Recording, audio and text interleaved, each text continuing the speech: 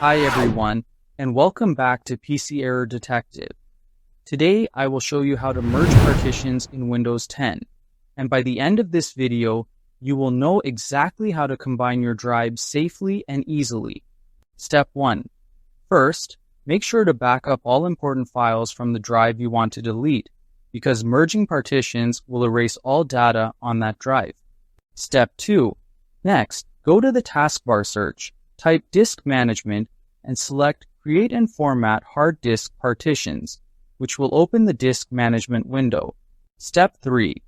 Alternatively, you can right-click on this PC, choose Manage, and under the Storage section, select Disk Management to access the same tool. Step 4. In Disk Management, right-click on the drive you want to delete, usually the one with fewer files or the one you have already backed up, and choose Delete Volume.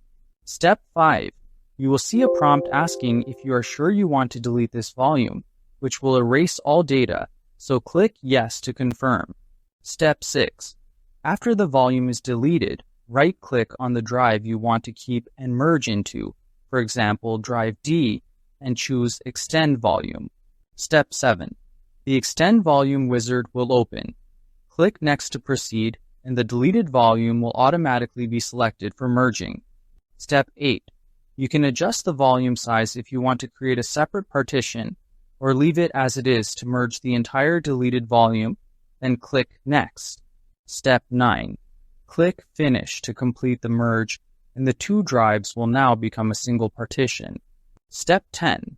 Finally, open this PC or my computer to verify that the drives have been successfully merged, and check the new total size of your combined drive. Thank you for watching, and don't forget to subscribe to PC Error Detective for more helpful tutorials.